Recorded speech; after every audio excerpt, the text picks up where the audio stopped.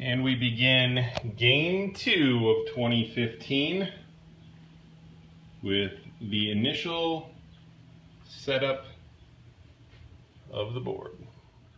Halfway through turn 1 in Game 2, and we see that Japan has launched an attack on the first turn. This is how you do it with Japan. This is how I wanted to do it with Japan.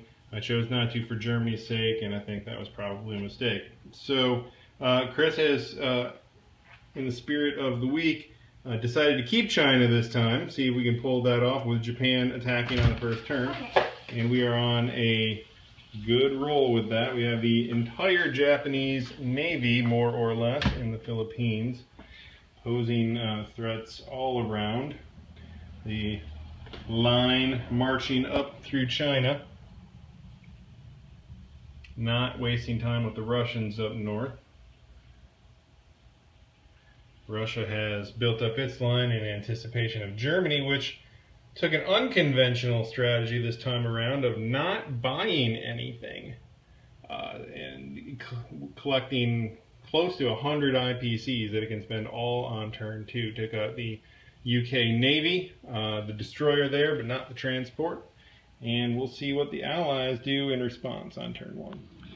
Okay, it's the end now of turn 1, and it has been an unconventional one. We start off in the Pacific, where the U.S. spent all its money on a second fleet to reinforce the one that he brought down to Hawaii. That's not all that unconventional because, come on, we got this to deal with here. Anzac just biding its time and trying to survive.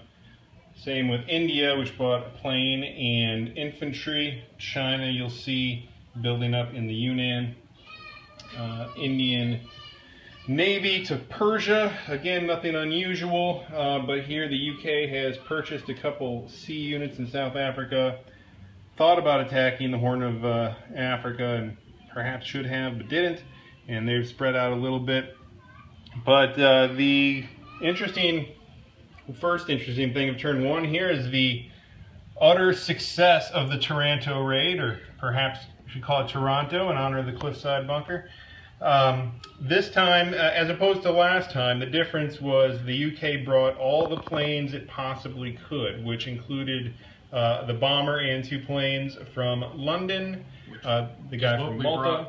Last time, you brought 1 extra plane. I think the difference was I rolled all 6s and you rolled all 1s. Okay, Chris is crying because he had bad rolls, but I believe the last game showed that what comes around goes around, and there's plenty of that happens for both sides.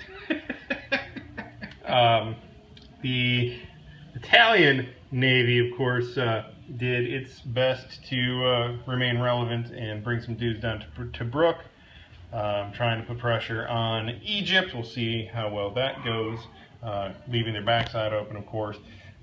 Losing 6 IPCs from the convoy. And you'll see there's not that many infantry or land units left in Italy because they had march up to Western Germany. You may have seen in the last video that, inadvertently or not, Chris left Western Germany completely open and a small little access port right beside the main port, where a small thermal exhaust port is what I was looking for there, where a UK Navy was able to slip in, drop an infantry, downgrade that factory to a miner, which incidentally is what I had all last game, and slow down the production just a wee little bit.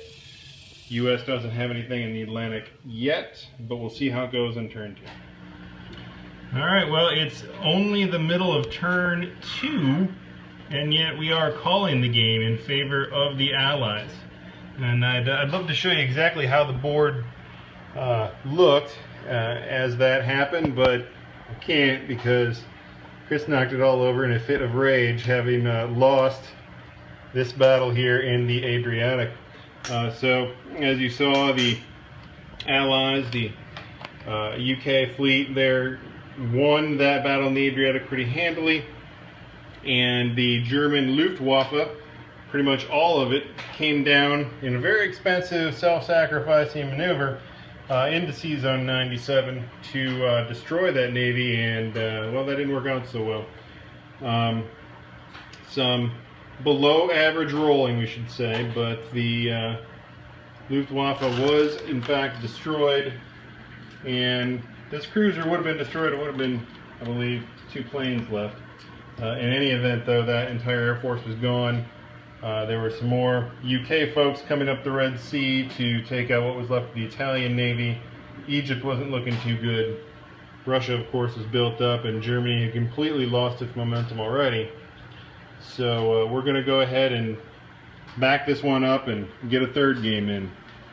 But I guess the lesson to be taken from this game is the Taranto raid is, in fact, when it works, a very handy maneuver for neutering the Italian momentum. And the other lesson is, you know, don't get Chris mad, because this is what happens. The world ends. Chris, any input?